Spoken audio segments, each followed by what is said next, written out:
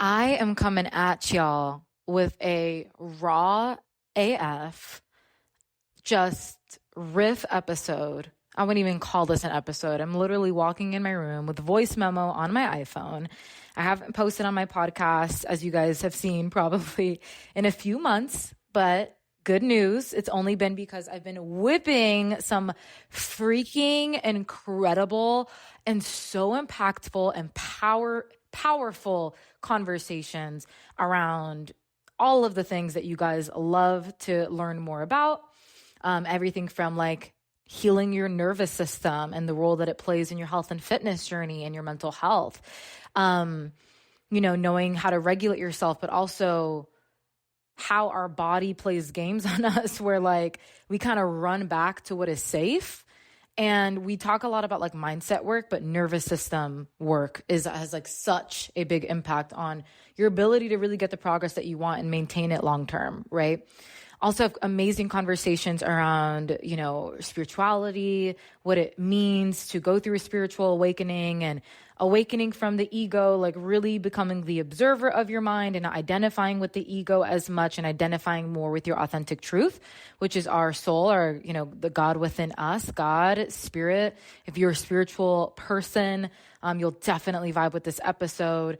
Got so many amazing things. I can go into all of them, but just stay tuned. I'm really, really stoked. And on that note, I wanted to talk about confidence today.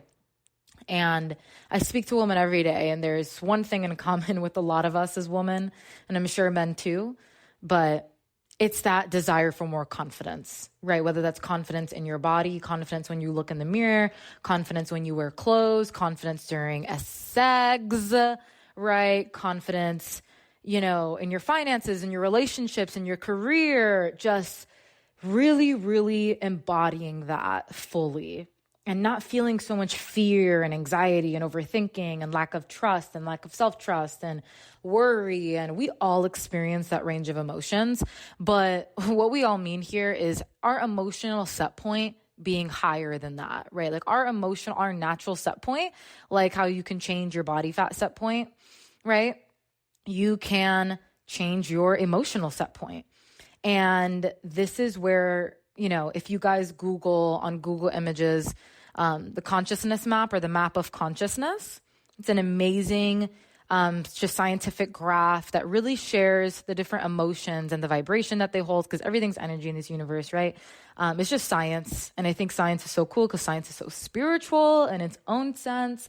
But anyway, our confidence, true internal confidence, comes from a rootedness within yourself. It's knowing who you are, knowing your values, knowing your principles and what you stand for, what you don't stand for. But also we talk about like self-love, and self-love is the same type of love you would have in a relationship.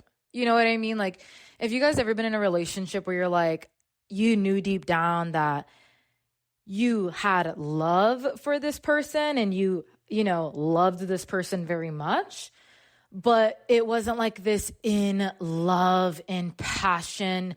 You respect them. They turn you the fuck on in a healthy way. Like you see a vision for your life, like that type of shit. You know what I mean? And it's the same thing with ourselves, right? And I think a lot of us sometimes, we might be like, no, I love myself. I love myself so much. But in those moments where our confidence, I don't want to say our confidence is tested, but in those moments where it's time to do what we said we were going to do, right? It's time to actually make the moves and like get into action and consistent action, not like a 0 to 100 sprint or, I'm really big on baby steps and focusing on getting 1% better every day. And I do feel like a lot of more women are turning more towards that. But even just deeper than like our health and fitness journey, right? Like I really want to talk about that deeper level of confidence that can be gained through our health and fitness journey. And this is why I love when women really embark on that long-term journey, not like a little sprint. I think there's nothing wrong with that here and there, but really changing your lifestyle habits, really changing your identity. Like if you identify as like a binge eater or a procrastinator or a people pleaser, like that shit ain't gonna work because that's not in alignment with the version of you that you have in your heart, right? Like it's a completely different woman. So we got to stop identifying with like low self-esteem and identifying with like insecurity and saying things and really being aware of our language, right? And our thoughts. It's very basic stuff, and yet it's not at the same time, right? Because a lot of us aren't even aware of that, right? Where it's like I said earlier, where it might be identifying with the ego. And what I mean by identifying with the ego is it's the part of us that really attaches to things, right? Like has a lot of fear, that logical brain, but almost so logical that it's actually illogical. Like it doesn't actually make sense because it's out of fear, right? And so you can only operate in fear or love. That's it. You're either in fear or you're in love. And so sometimes with ourselves and when we embark on this health and wellness fitness journey, however, it can really test our courage and our confidence, right? You kind of got to look at the damage of poor habits and kind of ignoring your health for such a long time. That's really hard. You got to learn new skills, like how to make meal prepping and planning work for you long term and not just, for 4 to 6 weeks. That's hard. You got to get into the gym, overcome gym anxiety. And then if you are past that point, really, taking it to the next level and understanding how to push yourself in your training. That's hard, especially on the days where you just want to leave after 2 sets.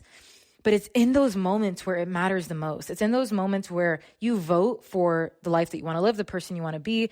And this really comes down to values and principles, right? It's like how they say how you do one thing is how you do everything. And so building more of that confidence comes from courage, having the courage to do the hard thing, even when you don't feel like it, even when it's fucking painful. Having the courage to face and confront the habits, the patterns, the self-talk, the lies that we've been telling ourselves as to why we're stuck or why we can't get to where we want to be. Like it's all just illusions. And sometimes we're so used to we're so used to it. But that's the thing is like, that's hard. Going away from comfort, going away from what you're used to. And the whole saying around choose your hard, because the latter is also hard. It's hard to have your health decline year after year. You're like wondering, why am I not, like nothing's really changed. Like, girl, you knew this. You knew it. We all knew it. We knew if we kept going this way, it's going to go this way. So what's the problem? Right? No, I'm kidding. But it's really having the courage to move through it, to feel the fear and do it anyway, right? Like, guys, y'all don't even know the half of it, how much scary decisions I've had to make, how much leaps of faith. And it's almost been disempowering to not trust myself or to take those leaps of faith. Because I knew if I didn't take those leaps of faith, even though it was scary, even though it was outside of my comfort zone, that I would just stay in the same place. And there's nothing more scarier to me than time just going, and nothing has changed. And which, I feel like for a lot of us, when we're into really developing ourselves, that's not really going to happen. It's like, that's just not going to happen because we're just so not wanting to live this way. But when you're in that in-between space of figuring it out and having it figured out, which by the way, I don't think we all ever get it all figured out. New levels, new devils, baby. But my point is, true confidence comes from the courage. It comes from feeling the pressure in your body and knowing that not all pressure is bad pressure, right? There's pressure that comes from this negative energy of scarcity, fear, and lack. And, what if I don't? And if I don't do this, then I'm going to be stuck. And it's kind of like that negative pressure that disempowers you. But then there's the other pressure of walking to the gym for the first time in months, or, going to the free barbell and going to squat or hip thrust for the first time in your fucking life. It's that energy that you feel in your chest. And that pressure is important in our bodies because it's what we need to move into action, right? We need that pressure. It's like diamonds are created under pressure, but it's that good pressure of, it's uncomfortable. scary. You're moving, but you're fucking moving. And every single time you see that pressure as like a ticket to kind of move into action toward what you want, regardless of how the fuck you feel, regardless of what's scary, regardless of all the excuses and you're tired and this and that, you get up and you go, which is why I love the 3-2-1 go method. 3-2-1 go. No debating with myself, not thinking about it. Get up, get the fuck up, make moves. Right? And it's almost like that 3-2-1 is like almost like creating that pressure in my body in a good way where I'm like, I snap into action. By the way, if you have never tried the 3-2-1 go method, let me know how you like it. But anyway, guys, so feeling the fear, doing it anyway, having fear kind of strapped up in the passenger seat. There's an amazing book that I read. It's called Be Seen by...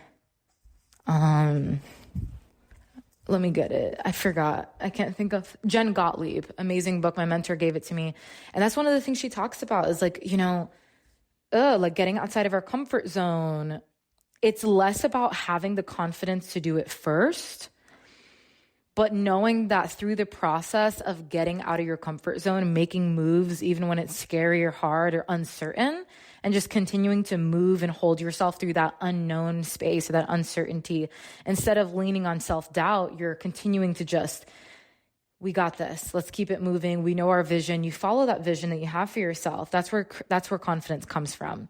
And so what I got from the book was, feel it. She like has you strap fear in the passenger seat. We're going, right? It's like your friend that wants to go on roller coasters. And then by the second it's time, it's like, she like wants to turn around. It's like, no, we're doing this. And then she does it. And she has the best time of her fucking life. Like, oh my God, I'm so happy I did it. It's like, yes, honestly, by the way, that's how most of our clients come into Embody Her. Like so aligned, dream. They know that they need this. They desire this, but they're scared as fuck because it's like, you're making moves on yourself. You're really ready for that. You're committing to that transformation, that full life, body, soul, spirit transformation, right? And all of them, and I'm sure if you guys are listening to this, have always been happy that they actually went on the roller coaster, whatever, like actually did it. And I know that as a coach, but sometimes we tell ourselves stories, the same stories and patterns that are an illusion, and kind of smokescreen our ways back into our cycles, right? Of like, yeah, you're consistent, but then like if we zoom out for a year, has it been just the same starting, stopping, or have we actually made progress in that area of consistency to where we, are not only noticing changes in our physique, but we're also noticing changes in our strength, in our mindset, in our identity. And I think that's the most important stuff. Like I truly, truly believe, I know it's all connected. So, confidence comes from doing the thing that fucking scares you, but is in alignment for you, easing your way into it, right? Sometimes just jumping all the way in. And that builds self-trust. And that self-trust is that self-respect. And it's like how I said earlier, you can have love for somebody, but do you respect them? Do you have a vision that you are like bought into with each other? Like, are you guys, do you guys push each other to be better? Are you guys very lax with each other? And, there's nothing wrong with that, but is that a line? Like that is where that confidence comes from. It comes from, being able to set boundaries and being able to not fall to environmental pressure and being able to be within integrity with your values and do the things that make you feel uncomfortable because you know that ultimately that's what's going to make you feel confident and feel sure of yourself is by giving yourself evidence that you can be, right? And then in those moments, and I think this is so key and so freaking important, especially, right, in those moments where you do fall short and in those moments where you do feel like you socked off a little bit, or in those moments where you do feel like, oh, I haven't been a woman of my word and, I've been acting fearful or falling into anxiety or overthinking and you're beating yourself up for it. This is super important, guys, because this also goes back to confidence and what that even means and courage, right? It's catching yourself, right? Like we all have our temper tantrums. We all get like our ego activated where, you know, it just fucking takes over. We get super defensive or attached to something or whatever. We get triggered. And it's in those moments where we regulate our nervous system through breathing, deep breathing, slowing our heart, mind, body down. Or if it's the opposite, like getting into movement, getting into action. It's super important too, when you do have that come up, you take a deep breath, you regulate, and then how would the version of myself that has the most just self-respect, self-love, and self-trust, how would she respond to this? How would she approach the situation? You don't even have to go all that. You could even say just my higher self. You know, if you're Christian, what would Jesus do? You know, like just anything that helps you really put into perspective a higher and just a way of transforming that fear and that insecurity into self-empowerment, right? And with a lot of our clients, we actually like beyond macros and training, programming and metabolism and gut health and all like the fun, sciencey, protocol-based stuff, we're really working to shift their self-concept. So our self-concept, and maybe this is a podcast for another day, but our self-concept is pretty much the way that we perceive ourselves. Have you ever just knew a girl who was just absolutely beautiful, but she didn't see herself that way? Like, or, you know, I mean, I've been shredded, you know what I mean? Like I've been shredded in bodybuilding and I've still had a self-concept of like, oh, this could be better, that could be better. And I'm like, bro, you're literally the fucking epitome of shredded right now. Like, what do you mean? You know, type of thing. But it wasn't coming from a place of self-improvement. It was coming from a place of like, oh, like I'm like, it's still not good enough. I'm still not good enough. Right. Comparing myself to others, yada, yada, yada. And so then you can also see somebody else who just has so much inner confidence. Like they truly are so embodied in themselves. And again, guys, like you can accept where you're at and you can still want to improve and change. Like I love myself. I respect myself, but I also love myself enough to reach this fucking vision that I have for myself in my life. Even when I want to like stick to what's comfortable or do what's easy and have that instant gratification. It's like, no, I respect myself enough to do the things and be the person and embody so I can have the life that I want to have because I deserve it. And if she can have it, why can't I? Type of thing. Glass half full mentality, guys. And so I want you guys to really take that in and really think about like, what areas of life do you wish you had more confidence? And get really specific. Like, don't just keep it surface level. You know, we don't do surface level around here. No, but just like get really specific around, what areas in my life do I wish I had more confidence? And just write it out, like all of the things. And then what are the action steps that are going to allow me to get more of that confidence, right? Like, how do I want to feel? How do I want to be? Who do I need to be? And then I want you guys to reflect on what beliefs, what identities do we need to let go of in order to step into this fully embodied version of ourselves, which is a journey. It's not going to happen overnight. It takes years, months. You know, we're always going through spiritual awakenings until we die. So it's really an ever long journey, but I want you guys to think about like, what do you need to release? What needs to stop? What needs to go?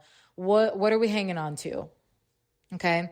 Maybe it's the identity of binge eater, emotional eater, stress eater, or, oh, you know, I always grew up, you know, the chubby girl, the flaquita, this is how I've always been. Like all that shit, you got to literally dead the person, you know, shed off this identity that does not align with the woman that you want to step into. It's just not going to work. So write out all your limiting beliefs that you have about getting your dream body, your dream life. I want you to write them all out and then write out on the other side of your paper the opposite. So what beliefs do you need to believe or adopt? What thoughts do you need to adopt? What stories do you need to start telling yourself in order to have the courage, to have the confidence to really play the long game in your fitness journey? Where yes, you feel healthy, you feel good, but you also look good too. And you like are your healthiest, most fit self. It's not, I always say it's not about thin. It's not about like losing the most weight, right? I know a lot of us grew up in that culture. I'm talking your body, your genetics at its best self, right? Like you deserve that too. You deserve that shit. Like you just do. And when you claim it, and you commit to it, there's no way that you can fail, right? We all learn along the way, but that's where confidence really comes from.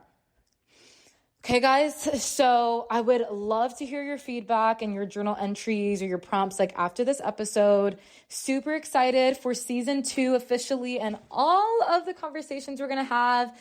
And again, guys, if you guys could take 2 seconds to drop a rating, a review, it really helps grow the podcast. And I just want to help more people. And if this helped you, it will for a fact help someone else. So love you guys. See you on the next one and ciao.